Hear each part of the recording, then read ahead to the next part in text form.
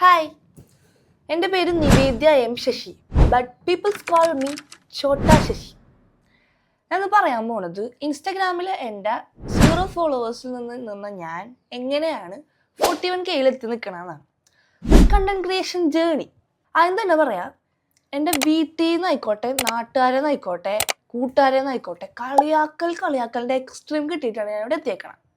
അതെന്ന് പറഞ്ഞാൽ കുറേ പേര് ഒരു തമാശപരമായിട്ടുള്ള കളിയാക്കൽ, കുറേ പേര് നല്ല രീതിക്ക് കളിയാക്കിയിട്ടുണ്ട്. എനിക്ക് 10ാം ക്ലാസ്സിൽ വെച്ചിട്ടാണ് എനിക്ക് അച്ഛൻ ഐഫോൺ എടുത്തിരുന്നത്, അതും വ്ളോഗിന് വേണ്ടിയിട്ട്. എന്ത് കാര്യത്തിന് പുറത്താണ് എടുത്തത് എനിക്ക് ഇപ്പോഴും അറിയില്ല. എന്നിട്ട് ഞാൻ വീഡിയോ ഇട്ട് തുടങ്ങുന്നത് +2 ലാസ്റ്റ് ആയപ്പോഴാണ്. ആ +2 ലാസ്റ്റ് വരെയുള്ള ടൈം പീരീഡിൽ അച്ഛൻ എന്നെ കളിയാക്കും. ആ ഒരു കളിയാക്കലാണ് എൻ്റെ മോട്ടിവേഷൻ. ആ കളിയാക്കൽ എങ്ങനെയാണെന്ന് ഞാൻ പറഞ്ഞുതരാം. ഇപ്പം ഞാനും എൻ്റെ ഒരു ഫ്രണ്ടും അച്ഛനും എവിടെയെങ്കിലും പോവുകയാണ്. എന്നെ എവിടെയെങ്കിലും ഡ്രോപ്പ് ചെയ്യാനായിരിക്കും അച്ഛനായിട്ട് ഞാൻ എൻ്റെ ഫ്രണ്ട്സായിട്ട് പോവാം. അപ്പം തുടങ്ങണ കളിയാക്കലാണ്. അവർക്കും കേട്ടിട്ടുണ്ട്, എൻ്റെ വീട്ടിൽ ഞാൻ സ്ഥിരം കേൾക്കാറുള്ളത്. അച്ഛൻ വണ്ടിയോട് കേൾക്കുള്ളൂ, അതിൻ്റെ ഇടയിൽ കൂടി ഹലോ ഗായ്സ്, എൻ്റെ മോളൊന്ന് അവിടെ ചെയ്തു ഗൈസ്, ഇത് ചെയ്തു ഗൈസ്, നിങ്ങൾ കണ്ടിട്ടുണ്ടാവില്ല, കാരണം അവൾ വീഡിയോ ഇട്ടിട്ടില്ല ഗൈസ്. തളരരുത് രാമൻകുട്ടി, തളരരുത്. ഇങ്ങനെയാണ് എൻ്റെ അച്ഛൻ കളിയാക്കണം. അപ്പൊക്കെ എനിക്ക് പറയാൻ വാക്കുകളില്ല, കാരണം ഞാൻ യൂട്യൂബിൽ വീഡിയോ ഇടുന്നുണ്ട് ഷോർട്സ് ആയിട്ട്. ഇന്നിട്ടാ പിന്നെ ഇടുന്നത് 2 മാസം കഴിഞ്ഞ് 3 മാസം കഴിഞ്ഞാണ്. പക്ഷെ അതിൽ കാര്യമില്ല. പിന്നെ എനിക്ക് പിടിച്ചു നിൽക്കാനുണ്ടായിരുന്നത്, അപ്പം എനിക്കൊരു പേജ് ഉണ്ടായിരുന്നു, ഈ ബ്രേസ്ലെറ്റ് അതൊക്കെ ഉണ്ടാക്കണം. അതുകൊണ്ട് എനിക്ക് ചെറിയ എൻ്റെ കാര്യങ്ങൾ നടക്കാനുള്ള വരുമാനം ഉണ്ടായിരുന്നു. കാരണം അച്ഛൻ കളിയാക്കണുണ്ടെങ്കിൽ കൂടി ഞാൻ അമ്മയുടെ അടുത്ത് പറയുന്നൊരു സാധനം ഞാൻ കേട്ട്, അതാണ് എൻ്റെ ലൈഫിലെ മോട്ടിവേഷൻ. അത് അച്ഛനും അറിയാം, എനിക്കും അറിയാം. അപ്പോൾ ഒരു ദിവസം അമ്മ പോയി ചോദിച്ചു, എന്തിനാണ് ഇങ്ങനെ കളിയാക്കണത്?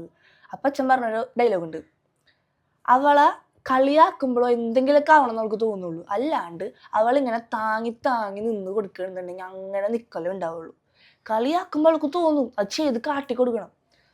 അത് തന്നെയാണ് എൻ്റെ എന്തൊരു കാര്യത്തിലും. എന്നെ ആരും വന്ന് കളിയാക്കിയാലും എനിക്കതൊരു മോട്ടിവേഷനായിട്ട് കിട്ടുള്ളൂ. അല്ലാണ്ട് എൻ്റെ അടുത്ത് വന്നിട്ട് ശശി ഇതിനെ കൊണ്ടേ പറ്റും, നീ ചെയ്ത് നോക്ക്, അങ്ങനെയാണ് ഇങ്ങനെയാണെന്ന് പറഞ്ഞിട്ട് കാര്യമില്ല.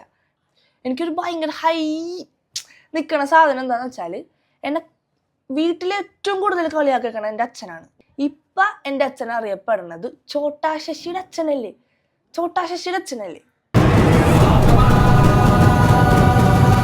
ഇതിൽ പരം എന്ത് വേണം എനിക്ക്? ഇൻസ്റ്റഗ്രാമിൽ വീഡിയോസ് ഇട്ടാണ് അത്യാവശ്യം ഈ ഒരു നിലയിൽ നിൽക്കുന്നത്. ഛോട്ടാ ശശി എന്ന് 4-5 പേര് അറിയണം ഒരു നിലയിൽ നിൽക്കാൻ പറ്റിയത്. അതിൽ എന്നെ കൂടുതൽ സപ്പോർട്ട് ചെയ്തത് എൻ്റെ ഫാമിലി, പിന്നെ മിന്നു. എൻ്റെ മാർത്തോമ മുതൽ എൻ്റെ കൂടെയുള്ള ഫ്രണ്ടാണ്. അവൾ ഇങ്ങനെ നല്ലോണം പറയും, ശശി അങ്ങനെ വീഡിയോ ഇടും, ഇങ്ങനെ വീഡിയോ ഇടുന്നുള്ളത്. ഈ മിന്നുവിൻ്റെ കേസ് തന്നെ പറയുന്നുണ്ടെങ്കിൽ, മിന്നു +1 മുതൽ എന്നോട് പറയുന്നത് ശശി ഇൻസ്റ്റഗ്രാമിൽ ഇടും. മിന്നു മാത്രമല്ല, എൻ്റെ കസിൻസും അതെ, ഇവിടെ ഇട്ടൊരു കാര്യമില്ല, ഇൻസ്റ്റഗ്രാമിൽ ഇടും. ഫസ്റ്റ് തന്നെ എനിക്ക് ഇൻസ്റ്റഗ്രാമിൽ ഇടാൻ എന്താണ് പോലെ ചെയ്യുന്നത്, കാരണം ഇൻസ്റ്റഗ്രാമിൽ ഫുൾ അറിയുന്ന ആൾക്കാരാണ്, യൂട്യൂബിൽ ആരും അറിയൂല.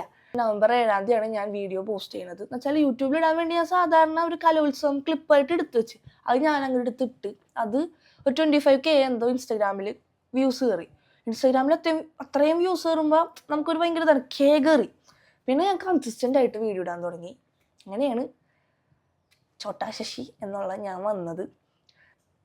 ഇവിടെ നിൽക്കണമെന്നുണ്ടെങ്കിൽ കൺസിസ്റ്റൻസിയാണ് വേണ്ടത്.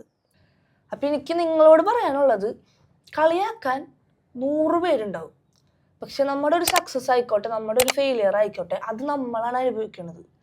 അവർക്ക് ഇന്ന് എന്നെ കളിയാക്കിയാൽ നാളെ വേറെ ആളായിരിക്കും. പക്ഷേ നമ്മുടെ ഡ്രീംസ് നമുക്കേ അറിയുള്ളൂ, നമ്മുടെ ഉള്ളിലെ കഴിവ് നമുക്കേ അറിയുള്ളൂ. സോ ആൾക്കാരെന്ത് വിചാരിക്കും നോക്കിയിട്ട് കാര്യമില്ല. ആൾക്കാർക്ക് ഇന്ന് എന്നെ വിചാരിക്കാനുണ്ടെങ്കിൽ നാളെ മറ്റൊരാളായിരിക്കുള്ളൂ. ആ ഒരു സാധനം എനിക്കും എൻ്റെ മൈൻഡിൽ നേരത്തെ ഉണ്ട്, പക്ഷേ മടിയാണ് കൂടുതലും. എനിക്ക് മടിയായിരുന്നു. മടിയൊക്കെ മാറ്റി വയ്ക്കുക. ഇപ്പം തന്നെ യൂട്യൂബിൽ വീഡിയോ ഇടാൻ ഞാൻ 1 മാസമായി ആലോചിക്കും, വീഡിയോ ഇടണം നോക്കാം. അങ്ങനെ ഇന്ന് ഞാൻ ഇടുകയാണ്. എല്ലാവരും സപ്പോർട്ട് ചെയ്യണം. ഛോട്ടാ ശശി യൂട്യൂബിലും വരികയാണ്. സോ ഇങ്ങനെയാണ് ഞാൻ കണ്ടന്റ് ക്രിയേഷൻ സ്റ്റാർട്ട് ചെയ്തത്. എല്ലാവർക്കും സ്റ്റാർട്ട് ചെയ്യാൻ പറ്റും. നിങ്ങൾ ആരെയും കാത്തിരുന്നിട്ട് കാര്യമില്ല. ഇന്ന് തുടങ്ങണമെന്ന് വെച്ചാൽ ഇന്ന് തന്നെ തുടങ്ങാം. എൻ്റെ പ്രശ്നം ഞാൻ നാളെ ചെയ്യും, മറ്റന്നാൾ ചെയ്യും. ഇപ്പം തന്നെ ഞാൻ ജിമ്മിൽ പോവാൻ എല്ലാ ആഴ്ചയും തിങ്കളാഴ്ച വരുന്നുണ്ട്. ഞാൻ പറയും അടുത്ത തിങ്കളാഴ്ച പോകും. അതൊക്കെ ഇങ്ങോട്ട് മാറ്റി വയ്ക്കുക, ഒറ്റയടിക്ക് അങ്ങോട്ട് എടുക്കുക, അങ്ങോട്ട് ചെയ്യുക. എന്തുണ്ടെങ്കിലും നമ്മളൊറ്റയ്ക്കേ ഉള്ളൂ, ആരെയും നോക്കിയിട്ട് കാര്യമില്ല, നമ്മൾ തന്നെ ചെയ്യണം.